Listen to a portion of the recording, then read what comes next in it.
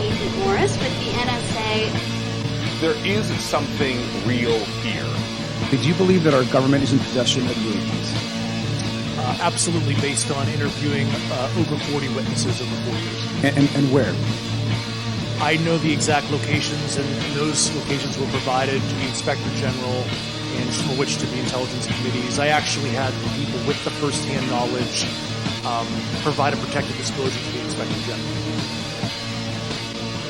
Biologics came to some of these recoveries. Yeah. Those could represent exquisite new adversary technology. Non-human, and that was the assessment of people with direct knowledge on the program I talked to that are currently still on the program. The government is covering up some level of its knowledge and understanding about what some of those things are.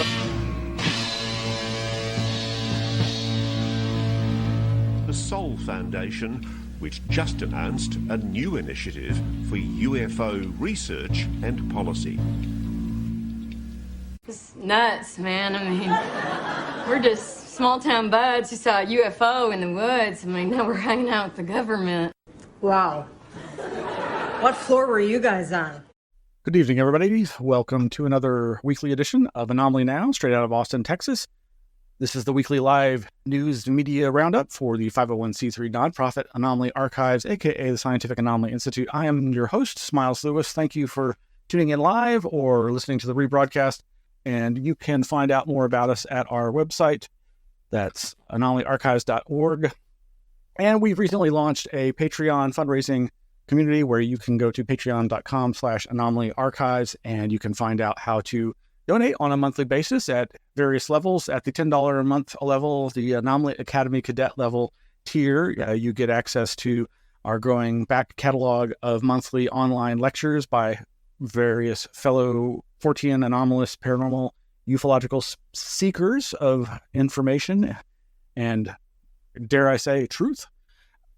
Next week, or rather, this month, later this month of September 2024, I will be presenting about the Anomaly Archives, and then in coming months, we'll have Greg Bishop presenting on a subject probably UFO related, as well as Joe Green talking on parapolitics and conspiracies, as well as then after that, Twee Snyder and various others that we've already got lined up in the months of the beginning of January 2025.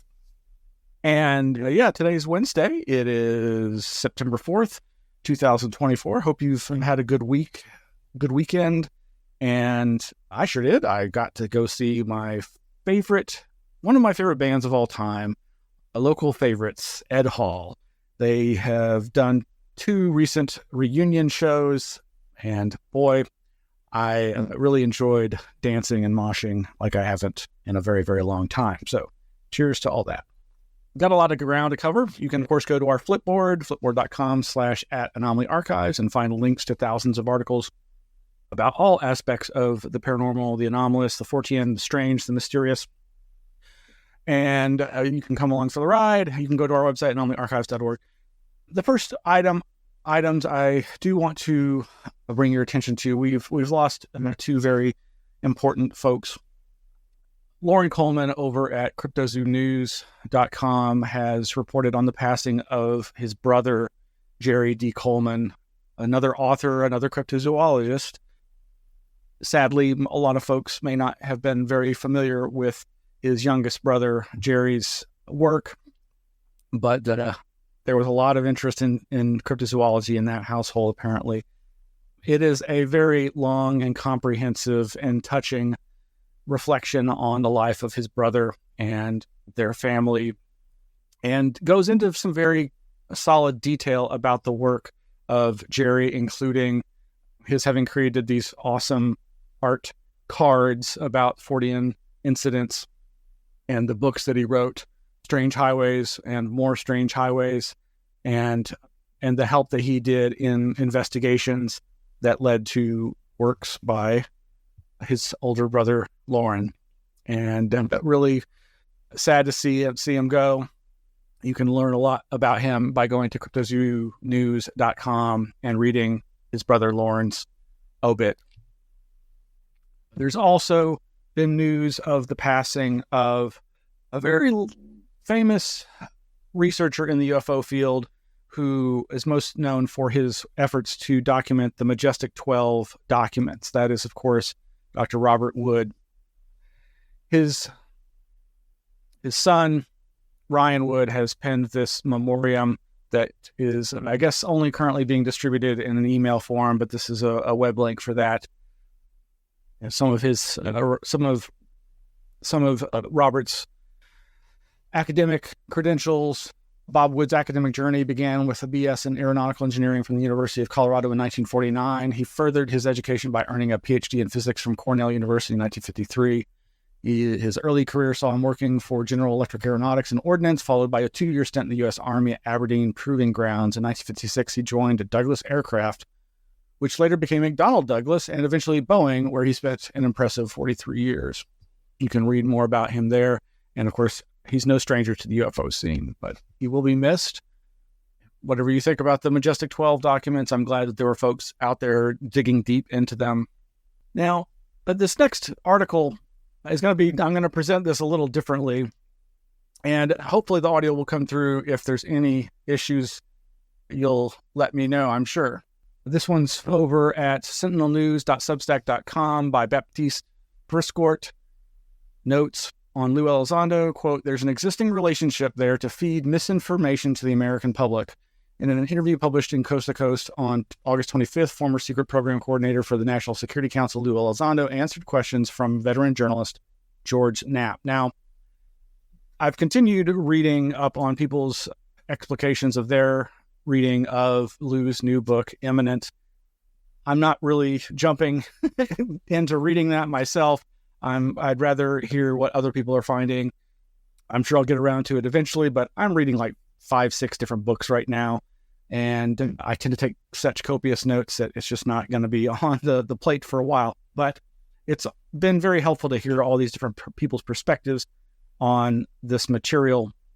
And while I've probably more concentrated on my concerns and what I see as the negatives that I'm hearing about in this work, not least of which is the continuing controversy about what role Lue played in OSAP/ATIP and the details of that history. But also, as we criticized recently, Mick West and others have pointed out that Lue seems to get some of the basics wrong of the videos that he helped bring to the fore. Those 3 famous Navy videos that started so much of this new renewed discussion. But I must say, I found this article and attendant audio very helpful and interesting, and it leads to some very interesting locations, and hopefully this will come through. I'm going to play the audio clips here, but basically, to sum up, and then we'll sum up again, he's pointing out how the internal battles and the flagging of his reputation both, I think, preceded his departure and have followed since his departure. Dana White was the original spokesperson for Jim Mattis. Jim Mattis is an individual who I served in Kandahar with in Afghanistan, and he was the Secretary of Defense. And his staff was briefed by me on a regular, routine basis by other members of ATIP. So he knew what I was doing, and same with his staff. And they actually, for the first year, acknowledged ATIP was real. Yes, it was a UFO program, and yes, I was part of it. I was one of the senior-ranking people there. And then only after Mattis left, after he resigned, my enemies that I had in USTI that I had sufficiently, excuse the vernacular, pissed off, they had, as you probably know, they launched an criminal investigation against me.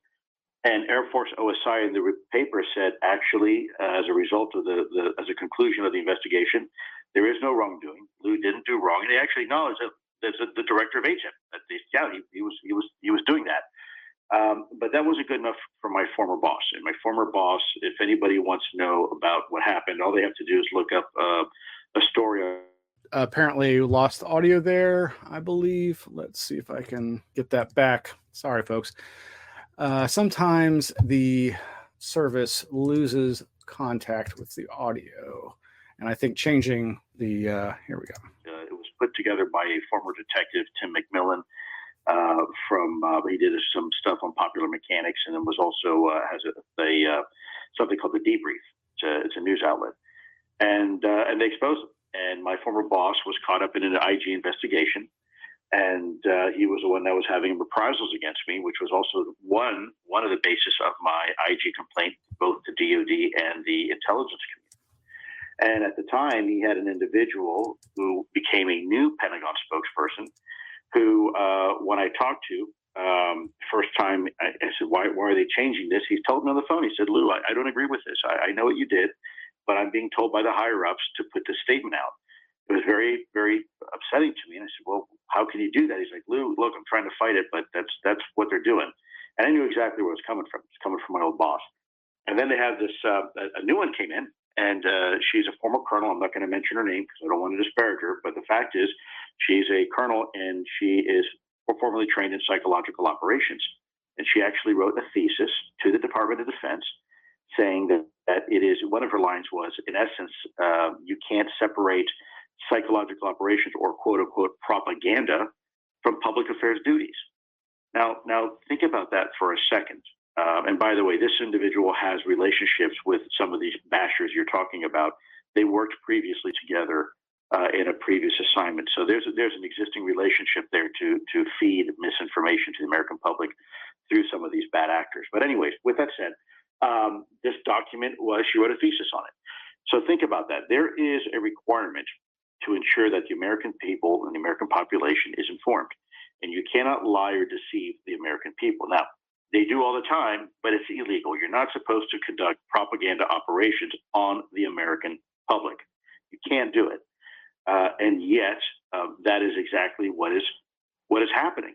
And this person has continued to be caught flip-flopping and lying. And it's very simple. Did ATIP exist, and was I part of it? That's it. And they refuse to answer it. And they'll come back and say, well, I don't know why it's important for us to answer that, or he had no assigned responsibilities, and ATIP wasn't about UAP. Look, the Undersecretary of Defense for Intelligence himself, Ronald Moultrie, testified to Congress under oath that they looked at the ATIP files and they looked at the Blue Book files as part of the UAP review process. Senator Harry Reid himself, the actual program sponsor for OSAP and ATIP, said for the record in a memo what ATIP was and that I was part of it. I don't know how else to communicate that. At this point, people have to just do their due diligence. A simple word search on the internet will show it. I just thought I thought this new answer was a new level of obscurity, in that there was no formal DOD-wide program established to examine reports. Well, that wasn't the question. No DOD-wide program? There was a program. That's not true either. And we know that because Ronald Moultrie testified before the American people to Congress about it. And there's ample documentation. And the problem is that they keep changing their stories. Now, we know the Pentagon never lies, right? Except for, Iran-Contra and, the Pentagon Papers, and Afghanistan withdrawal, and, the list goes on and on and on and on. And they only, are forced to tell the truth when, they're caught red-handed. This is one of those cases where I'm cautiously optimistic that in the very near future, with some new members of an administration, even if it's the same administration, I think we can expect some turnover somewhere in the Pentagon. I think we're going to start seeing a change in their messaging. And I think people will be surprised because, look, enough people know who I was, what I was doing. This has been rehashed 1,000 times. There's senior people there's memos out there, for God's sakes. There's people in the secretary's front office that were being briefed every week by me. They know it. They've already talked to members of the press off the record. So at this point, it's kind of a fool's errand that they've backed themselves into a corner. And for me, George, I got to tell you, it's embarrassing. Because this is my beloved department, and it pains me, not because they're doing it to me or other people. It pains me because at this point they just look silly. And how do our adversaries look at this when the government can't even get their own message straight, and they've changed it like 7 times in the last 6 years? Like, guys, can't you get one thing right? Now, this doesn't change my feelings and sense of what's going on here. And I'm very open-ended about my interpretation of Lue and his efforts. I want to believe, like most people, that he's honestly interested in this subject and isn't deliberately or willingly going along with some larger agenda other than trying to speak truth to power and hold the military-industrial complex accountable. Given some of his other duties as military counterintel operative, I have concerns. I have grave concerns. But I must say that it's very helpful, I think. But, so the article, or rather his quote, he mentions this article over at the debrief.org from 2022. He specialized in UFOs, Pentagon's head of counterintelligence and security ousted, and that's where the reprisals were centered from, was this person not liking him. But the most important thing here that he mentions is Sue Goff. He doesn't name her, and that's I guess, very high-minded of him. But this is the paper that's linked to and that you can find online, USAWC Strategy Research Project, quote, The Evolution of Strategic Influence by LTC Susan L. Goff, United States Army. To my knowledge, this is the Sue Goff that has been the DoD spokesperson, who's the one that's been issuing all these contradictory comments regarding Lue's service, that has contributed greatly to the disagreement and arguing in the UFO community about who he really is. And if this article is accurate in its claims that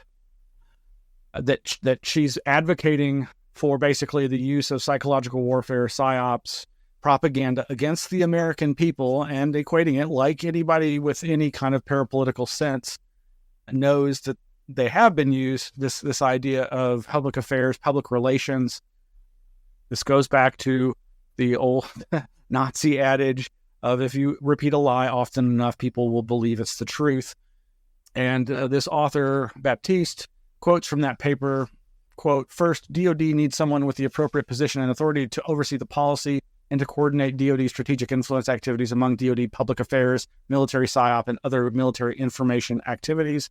Equally fallacious in today's world of instant worldwide communications is the notion that you can separate military psychological activities from public affairs and public diplomacy. There is a prevailing misconception in the State Department and public affairs field that military psychological operations are not truthful, and that contact with PSYOP will somehow taint public affairs and public diplomacy.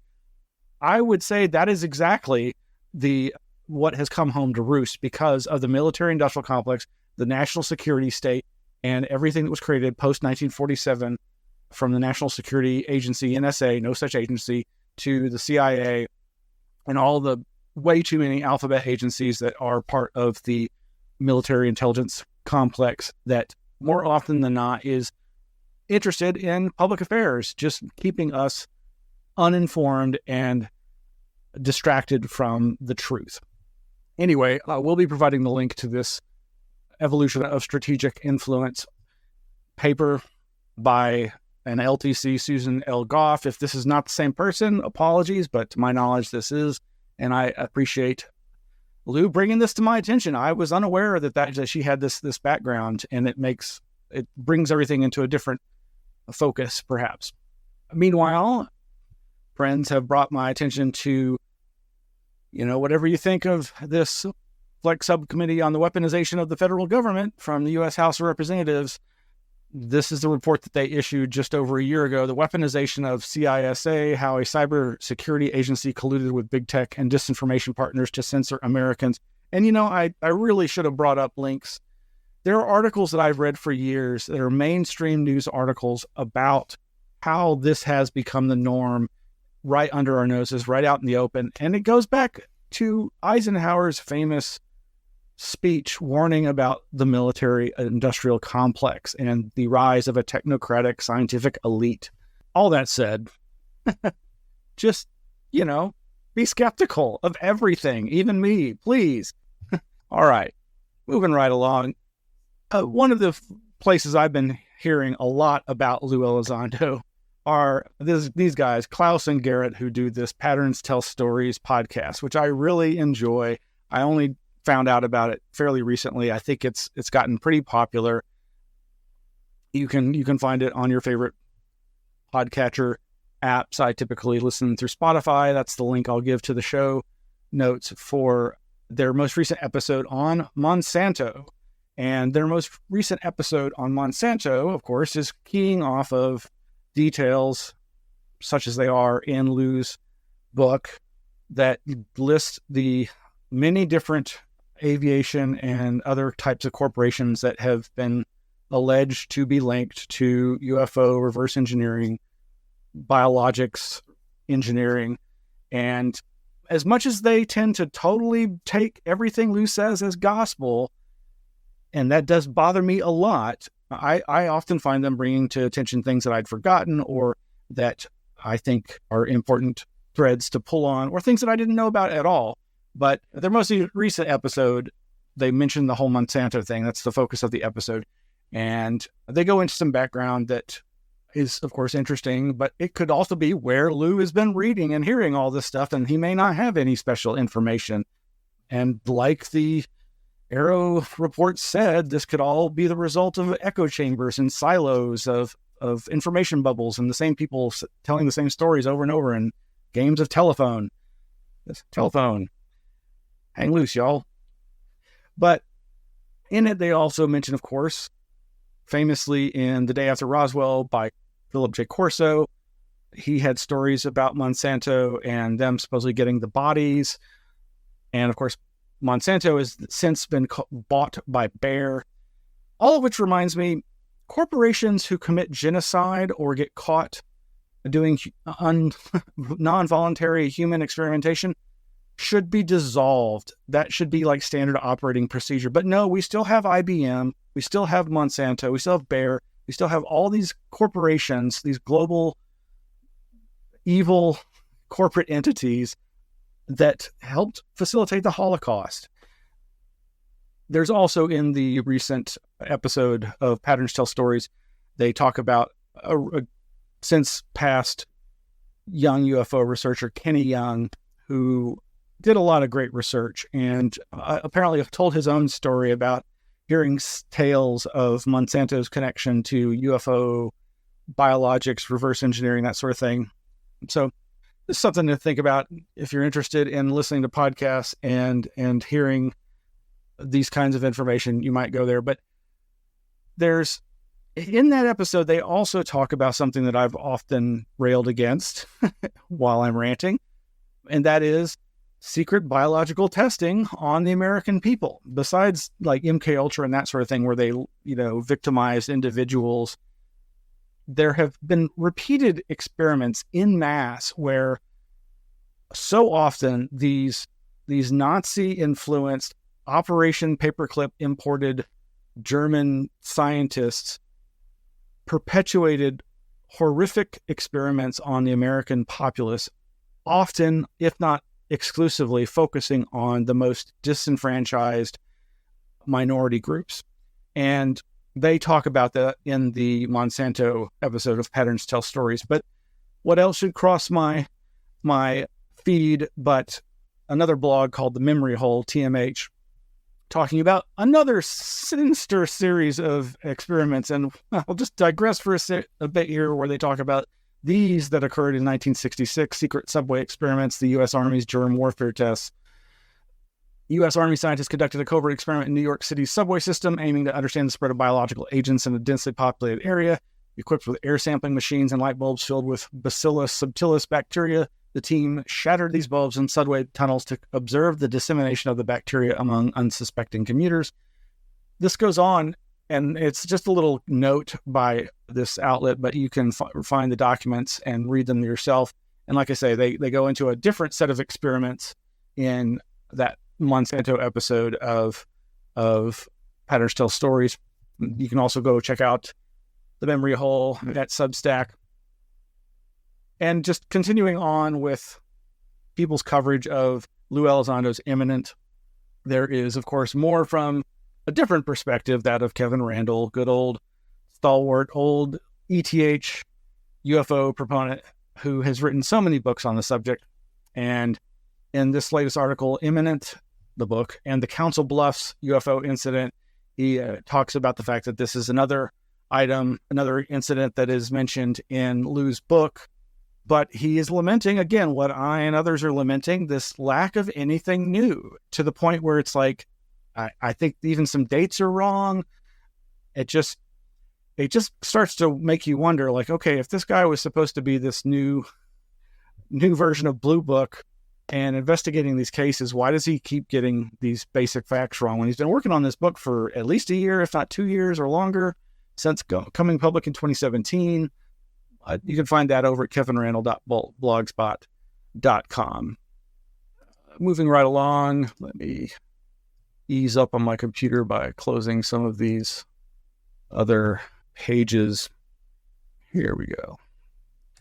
Yes, I forgot last time to mention, and I was just talking to my helper Victor, who's watching, the man involved in every American conspiracy theory. That would be Daniel Peter Sheehan. If you haven't watched this video yet, it's 3 hours long. I highly recommend it. If you want to get like a quick, not quick, 3 hour long comprehensive overview of every major conspiracy in the United States, from the JFK assassination to various aspects of the UFO fields, controversies, look no further than Danny Sheehan. Danny Sheehan has been at the heart of so many of these things, from being involved with the Pentagon Papers and Watergate to defending John Mack and his the attempts by the establishment to get rid of him, to, like I say, the JFK assassination.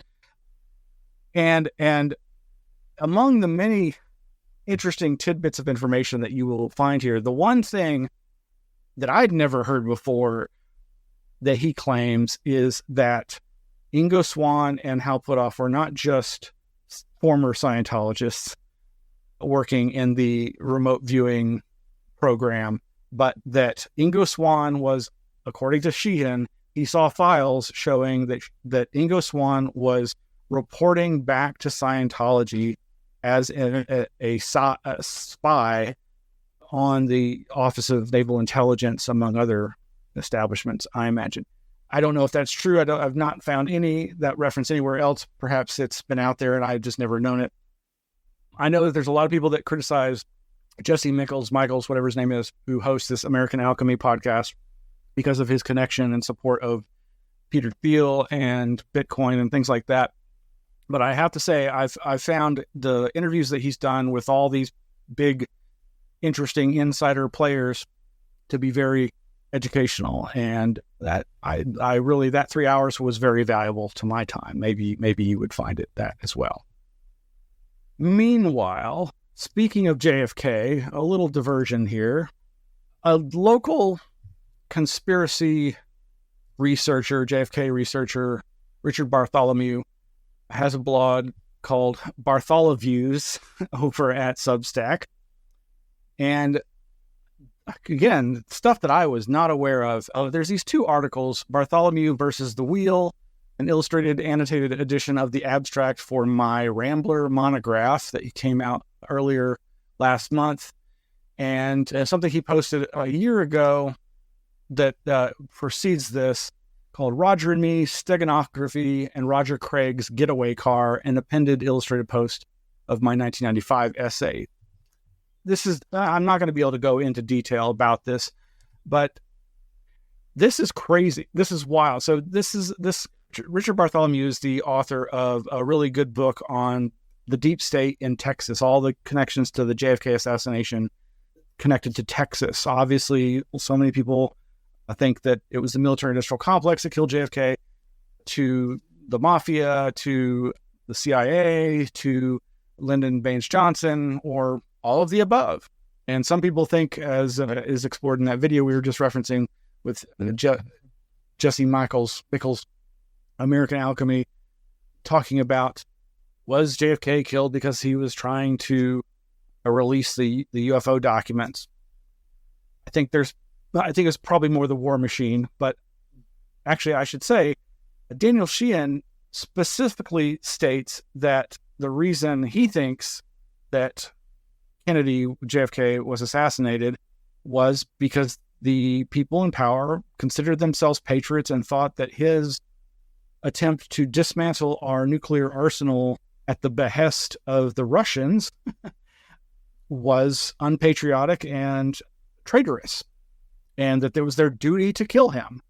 That's pretty radical. But this article, again, it's going to be hard to explain, but suffice to say that in 1989, when I was a senior in high school, Richard Bartholomew discovered a car on the campus of the University of Texas here in Austin that matched the same type of car that was reported as the getaway car in Dealey Plaza, and that the Warren Commission apparently tried to suppress any references by the witnesses to this vehicle. And he found a Rambler of the same vintage sitting in the parking lot at UT for a very long time, under the subheading Insignificance and Relevance. He says, by May 1989, I was familiar enough with the story of a getaway car seen in Dealey Plaza, a story that was dismissed by the Warren Commission, to take more than a passing glance at an old Rambler station parked on the UT campus among the late model Hondas and Toyotas. It was anachronistic, but it interested me because it was the same make and model as the getaway car I had been reading about. I wasn't crazy enough to think it was the actual car. I was just glad to have a mental picture of a Rambler station wagon from that era. I had never really seen one. There were, however, some strange things about it that made me wonder whether or not its owner also knew the story about the Dealey Plaza getaway car and its role in the assassination. Again, it's way too crazy to get into, but it seems plausible and probable that this is the car. And it leads into some very interesting spiderweb, red string yarn, and corkboard conspiracy mind mapping that you might find worth exploring. And this is all over at Richard Bartholomew's blog over at Substack. All right. That's all I'm going to touch on. It's just way too much. Switching back to UFOs, David Metcalf, if you aren't familiar with him, you should check out his blog, Liminal Analytics, exploring the outer edges of society and mind, over at davidmetcalf.wordpress.com. That's David, Metcalfe. We had David and Mike Cleland and Greg Bishop on in the wake of 2022's opening of the Rice University Archives of the Impossible. And ever since I've become aware of David Metcalf, he is just a wealth of information on so many subjects, but particularly as it pertains to UFOs. And he has embedded himself with academia and has helped, is working on a fantastic multi-week class with Diana Pasulka called Beyond the Stars. You can find a link to it there at his blog. And he's been involved with so many other writers like Jeff Kripal and others. But of course, he often brings me into awareness of this, that, or the other news article or rare 45 UFO song singles to mainstream science articles. And often he posts over at our mutual friend Greg Bishop's Radio Misterioso Facebook group. And today is no different. Yesterday, he posted a link to this Science Alert article by Tony Milligan titled "Surging Belief in Alien Visitors is Becoming a Serious Problem for Our Society." He quotes the article, "Pentagon disclosure finally began during the early stages of Joe Biden's term of office, but so far there has been nothing to see. Nothing looks like an encounter. Nothing looks close. Still, the background noise does not go away. All this is ultimately encouraging conspiracy theories, which could undermine trust in democratic institutions. No kidding. So could the cover-ups. There have been humorous calls to storm Area 51, and after the storming of the Capitol in 2021, this now looks like an increasingly dangerous possibility. Too much background noise about UFOs and UAPs can also get in the way of legitimate science communication about the possibility of finding microbial extraterrestrial life. Astrobiology, the science dealing with such matters, has a far less effective publicity machine than ufology." And David rightly criticizes this article on a number of fronts, not least of which is, well, just going by Google Trends, looking for search terms, there doesn't seem to be any surge of this, even though obviously there has been an uptick since 2017 in talk of UFOs. And here is the article over at sciencealert.com from September 3rd. And what this immediately reminded me of, and there's this paragraph here. Well, first he says, the belief is now rising to the extent that politicians, at least in the U.S., feel they have to respond. The disclosure of information about claimed unidentified anomalous phenomena, UAPs rather than UFOs, from the Pentagon has got a lot of bipartisan attention in the country. Much of it plays upon, and he links to some essay here, familiar anti-elite tropes that both parties have been ready to use, such as the idea that the military and a secretive cabal of private commercial interests are keeping the truth, the deep truth about alien visitation hidden. That truth is believed to involve sightings, abductions, and reverse engineered technology. Again, I'm skeptical of all that too, though I grew up believing in it until I finally read a little more widely and decided that, well, you know what? Maybe not. I mean, I definitely think there's still these cover-ups and conspiracies going on, but I think more often than not, it's the fact that they don't know what's going on and they don't want to appear incompetent or impotent in the face of this strange phenomena. But what it also reminds me of is this book that I'm reading, The Abduction of Betty and Barney Hill, Alien Encounters, Civil Rights in the New Age in America by Matthew Bowman, another religious scholar from, in this case, Utah, who has done a deep dive into the Betty and Barney Hill case. But what's really interesting to me is he's going into it, again, not trying to prove or disprove the nature of whatever it is they saw. He concludes that they saw something mysterious in the sky that they couldn't identify, but that the point in time they were at and the nature of their experience led them down the path towards conspiracy theory. And so on the one hand, I get sick of people worrying and grousing about conspiracy theory to the extent that it just becomes a pejorative and a way to dismiss legitimate interrogation of authority. But so much of what this author, Matthew Bowman's writing is dealing with is the nature of how Betty and Barney both perceived authority and science and their role as citizens in it as a part of their religious beliefs as Unitarians. And it's fascinating. I'm just about halfway through the book, and I've been really enjoying getting to know Betty and Barney Hill a little better than I did before this book. But again, it comes down to this idea of, there is a danger there, but it's really important to recognize that science, the government, and the military need to better interface with us civilians. It's governing at the foundation of its power and coming to terms with these things and communicating what's learned honestly and transparently. Now, ironically, that Science Alert author, what was his name? Tony Milligan, alludes to SETI and that sort of thing. And of course, we've been talking about Professor Simon getting some press and his claims that, they found an alien civilization signal in that old SETI at home data from decades ago. And there has been an increasing amount of a reportage talking about the fact that, they did find a signal, but no, it's just radio interference. And this one's another one of those from Phys.org. Inside the golden age of alien hunting at the Green Bank Telescope. This is just another run-of-the-mill article about SETI and looking for these things. And they're basically saying what we know, that now with artificial intelligence and better equipment, it is a golden age. And is ET calling? And so it goes on to give examples of famous incidents like the WOW signal. Yes, there have been a few moments of heightened excitement in the SETI community, including the 1977 detection of the so-called WOW signal from the constellation Sagittarius, which remains unexplained.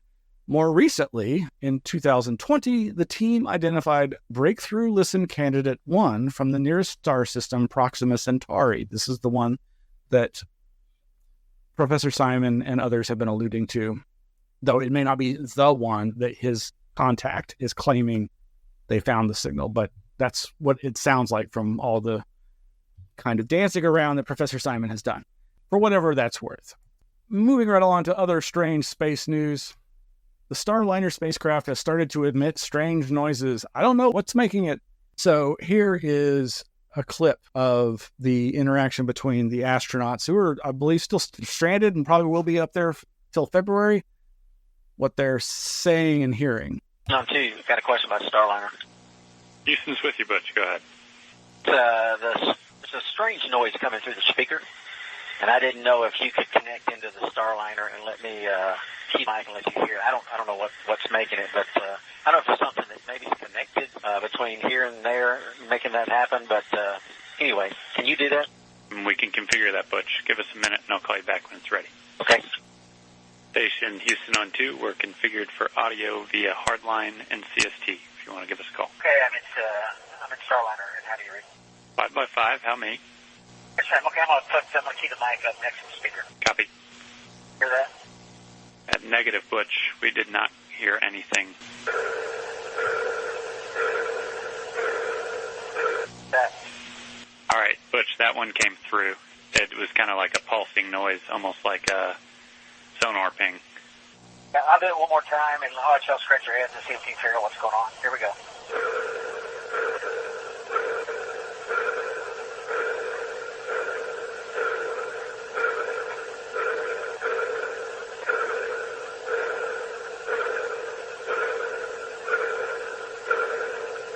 All right, over to you. Tell us if you figure it out. Yep, good recording. Thanks, Butch. We will pass it on to the team and let you know what we find. And Butch, just to make sure I'm on the same page, this is emanating from the speaker in Starliner. You don't notice anything else, any other noises, any other weird configs in there? Very nice, nothing else. Everything else is normal. Okay, thank you. So, yeah, who knows what the heck that is? Like they said, it sounded like a sonar ping. Very strange. Again, David Metcalf has brought our attention, thanks to his post over at Radio Mysterioso Facebook group. Oh, I hope I got this ready. This Dr. Pippa Malmgren, I'm not familiar with her, but she gave this presentation aboard one of these TED Talk Summit type cruise ship conferences with the quote that he excerpted here. It's very interesting that Werner von Braun, in his personal diaries at the Trinity event, which was the first nuclear explosion in human history, describes a whole bunch of orbs showed up in the sky. Well, let's actually listen to see. Fast forward to 2021. We have actually had press conferences from all kinds of scientists and senior military officials talking about how some phenomena shows up whenever we go live with nuclear weapons. By the way, it's very interesting that Werner von Braun, in his personal diaries at the Trinity event, which was the first nuclear explosion in human history, describes a whole bunch of orbs showed up in the sky. Weird. Question is, why don't we ask questions? Where is our curiosity? Answer, because this has all been heavily suppressed because of the geopolitical implications of acknowledging that it was true. Now, I don't disagree with her, but as others who are better aware of history than me point out in the responses to this post, von Braun wasn't in the United States when the Trinity explosion happened. And of course, then this gets into, well, then where did she get this information? And she mentions his diaries. Well, okay, so to my knowledge, and maybe somebody can find and post this, but I don't know where there's any digitized versions of his diary. So then where does this come from? Well, I'm sure there are people who have read those diaries. And in fact, it's quite likely that maybe Carol Rosen, who has famously said that as the assistant of von Braun, she's the one who, through the Greer messaging, has said that von Braun told her about the escalation of threats that was going to be foisted on the people of the Earth, including ultimately an alien invasion, a fake alien invasion. And I've never been able to verify how she knows this other than her claim that she worked with him. And I don't know that anybody's contradicted her claim in that regard. But it just gets to this issue of like, you hear these stories and you want to try to verify it. Where's the sourcing for this? But what is interesting also is that users at the group like Barbara Fisher, who does the 6 Degrees of John Keel podcast, was commenting about having, let's see, she says, there are reports from eyewitnesses in Hiroshima and Nagasaki also seen balls of light during and in the aftermath of the explosions. Read them in To Hell and Back, The Last Train from Hiroshima by Charles Pellegrino. It's a horrific narrative from survivors. I couldn't read it all in one go. Had to read it in bits and pieces. And of course, Mirzar, that's Martin Kottmeyer, famous researcher, quotes those very passages. And yeah, these are very strange stories. Multiple incidents that he quotes here from pages 165, 179, 269 of these weird balls of light or like blue flames. Some very interesting information. Of course, I will put the links in the show notes after the show, usually tomorrow. But this is very intriguing. But again, it just gets into this area of like somebody who, in this case, she's speaking to a audience of like entrepreneurs, high-level business people spreading this misinformation. It's hard to say, but it reminds me of other examples of that, like the claim that Von Braun also saw a crashed UFO at Roswell and bodies. Where does that come from? Well, the less than sometimes accurate George Filer who used to do the Filer's Files put out back in, I think, 2006, this bit where, again, it's like a game of telephone. Russ Hammerly writes, after World War II, a number of highly regarded German scientists were brought to the United States under a program called Operation Paperclip. Their leader was Dr. Werner von Braun, who was the technical director of the Peenemünde V2 Rockets Research Center. After the war, he worked on the guided missiles for the U.S. Army, was later director of NASA's Marshall, blah, blah, blah, blah, blah. In Robert Trundle's book, Is E.T. Here?, he discusses Clark C. McClellan's relationship with von Braun. After a manned flight awareness meeting, McClellan and von Braun left the Cocoa Beach Ramada Inn and met in a back patio. Von Braun's scientists were launching V2 rockets at the White Sands testing range in 1947, not far from Roswell. McClellan asked von Braun, did the Roswell incident happen and was an alien craft recovered along with alien bodies? Von Braun raised when he asked him the following questions. And that's a really weirdly stated sentence there. Von Braun lit a cigarette, raised his eyebrows, thought for a second, and then began to discuss the crash openly. He explained how he and associates had been taken to the crash site after the bulk of the military personnel had left the scene. Von Braun stated, quote, the exterior of the spacecraft was not metal as we know it, but appeared to be made of something biological, like skin. McClellan's only thought at the time was that he was being told that the craft was made of something alive. And yes, there were alien bodies which were being kept in a medical tent near the UFO. The beings were small, very frail, and reptilian in nature. Von Braun compared their skin to rattlesnakes that he and his group had encountered at White Sands. Von Braun said, quote, he was puzzled by the nature of the debris. The material was very thin, aluminum colored, similar to chewing gum wrapping paper. Now, yeah, this has been repeated. You can actually find the original Filer's post at archive.org. And this has been repeated more recently by somebody writing through the Roswell Daily Record of all places. Christina Stock on March 2nd, 2020 relays the same basic story. Let's see. Various speculations and inferences over the years have been made as to who some of these experts might have been. For example, my own conclusions about consultation with Robert Oppenheimer, in addition to another interesting choice, has come to light. And then she basically repeats the same story and she cites researcher George Filer, that article, and the Trundle book, Is E.T. Here?, who's citing Trundle citing McClellan. Yeah, it really seems like a game of telephone. And who is the alleged astronaut? Well, you can find this old Yahoo News article from 2015. Former NASA man says he saw alien, but it's really hard to verify this guy's credentials. Clark McClellan, who is supposedly a former NASA engineer and who claims to have seen a 2.7 meter tall alien while monitoring a space mission. Mysteries within mysteries. You can find out. I've got links to some of this stuff and the people that are referenced Russ Hammerly and Robert Trundle over at the Anomaly Archives website. But yeah, what to make of that? Really not sure. It's probably all bunk, you think? Okay, heading into the home stretch. More lucid dreaming.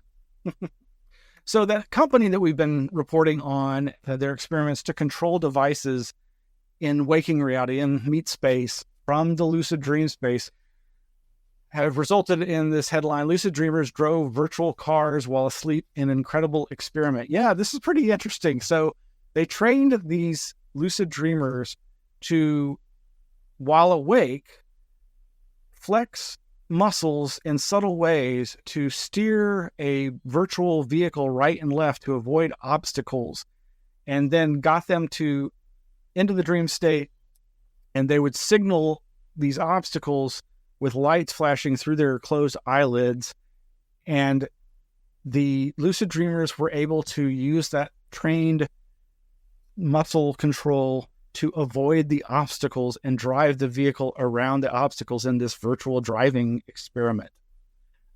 That just strikes me as next level weird. I find it fascinating, and gosh, really, where could this go? Meanwhile, over at sciencesources.eurekalert.org, matching dinosaur footprints found on opposite sides of the Atlantic Ocean. Tracks show the last place dinosaurs could travel between Africa and South America before the two continents split. This makes me wonder, if you've got flat earthers, what are people who deny Pangea or Gondwana land or the idea of continental drift? Well, basically, these researchers have found identical tracks dated to about 120 million years ago. They're not saying that like one starts in one continent and goes on the other continent. They're just match as far as the geologic timetable to indicate that, yes, back when these creatures roamed the earth, these locations were contiguous. And so you would see these tracks on now either side of the South Atlantic Ocean. Pretty interesting. Dinosaurs made the tracks 120 million years ago on a single supercontinent known as Gondwana, which broke off from the larger landmass of Pangea, said Jacobs. Quote, one of the youngest and narrowest geological connections between Africa and South America was the elbow of northeastern Brazil, nestled against what is now the coast of Cameroon along the Gulf of Guinea. Jacobs explained, quote, the two continents were contiguous along that narrow stretch, so that animals on either side of that connection could potentially move across it. And in privacy news, we all knew it. We all know it. Shocking leaks suggest your phone really is listening in on your conversations. Okay, it's the Daily Mail, but they're citing this website, 404media.co, here's the pitch deck for active listening ad targeting, which basically just confirms what we've been hearing and believed for quite some time, that every device that has a microphone can be used to surveil you and used to sell you things. Make of that what you will, believe it or not. I know that there are perfectly good explanations just on the wealth of other data that these advertising companies have at their fingertips. But it's been known for a long time. And yes, it was Alex Jones that I first ever heard the suggestion that your cable box has a microphone in it back in the 1990s or late 90s, early 2000s. I forget when I first heard him say that, but that was probably the first place I ever heard this idea. That doesn't mean I'm going to throw the baby out with the bathwater and say, oh, Alex Jones said it, so it's all bunk. You just pay attention to science and technology reports and presume the worst about humans and their desire, their greed for making money, and it just means they're going to do whatever they can with whatever they've got. All of which reminded me, of course, of my own experience with this. We've all got our personal stories. Over at my blog, smileslewis.com, back in 2018, I posted a collection of these incidents that had happened to me. In this case, and what spurred it was a synchronicity involving the linguist, a local UT linguist, Pennebaker. I wrote, at the end of lunch at the end of a lunch meeting today, I mentioned UT professor Dr. Pennebaker and his textual analysis work. Within an hour and a half of that conversation, Facebook put this suggested post in my mobile Facebook feed. Lecture, James Pennebaker, Expressive Writing and Health. And I took a screenshot of it, but for whatever that's worth. And yeah, what does that mean? Okay, is it a coincidence? I don't think so. Now, I had probably at that point been searching for, even though I said I wasn't, but I don't remember at the time. If I said I wasn't, I probably wasn't. Yeah, here I said, I've not been performing recent searches for the unique name of Pennebaker, so I don't think this is a case of algorithms predicting things to put it in my path, but perhaps so. And then I flashed back to the first time this really happened to me, that I was able to really just go, okay, this is insane. In Thanksgiving of 2011, basically, day before Thanksgiving, I was at a relative's house. They had just gotten new hardwood floors. We talked about it a lot. It was mentioned in multiple conversations. I was there less than 24 hours, but I didn't go searching on my phone, which is the only computer or internet access I had at the time. But that's also how I listened to, at that time, probably Pandora for music apps. So I'm leaving the house where these conversations had occurred and put on Pandora, and within minutes, an ad comes on for flooring. And I'd never at that point ever heard an ad for flooring on that Pandora app. Now, this, kind of thing happens a lot. And ultimately, I started referencing this as synthetic synchronicity. There was an incident that happened where, yes, this was it, where this image of Bobendum, the Michelin Man, the kind of bubbly Michelin Man, there's been a number of weird entity cases, including some with UFOs, where there were Michelin Man type entities. And I was contacted by Diana Pasulka, who then reprinted this in her book, American Cosmic. You can find it on, I think it's pages 270, 271, or 176 and 177, where there's scans of it there. But basically, she reprinted just what I said, and she just kind of talked about the fact that these kinds of synchronicities are occurring, obviously, with increasing frequency because of these technologies and the surveillance state we live in. And one last thing for tonight. Thank you all for bearing with me.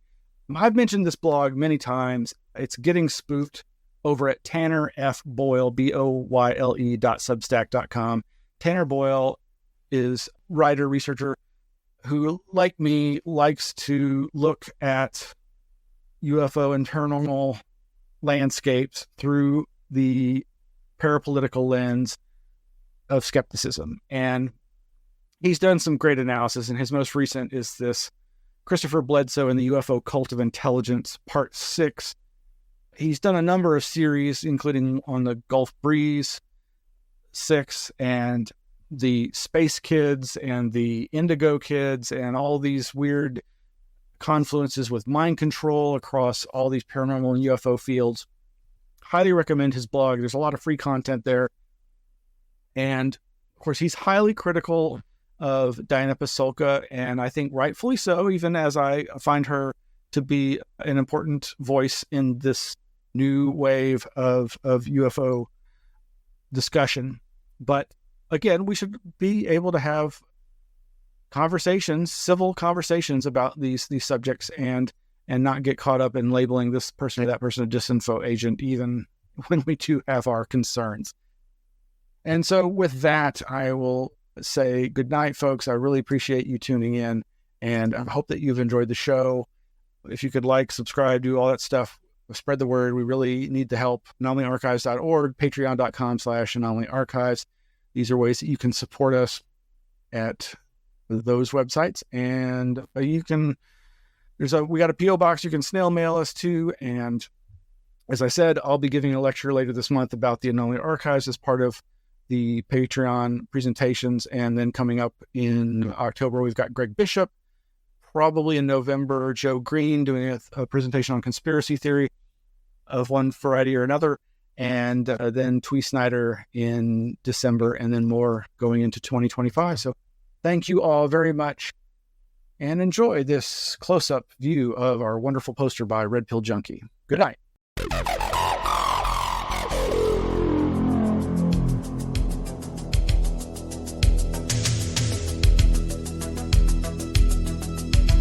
world.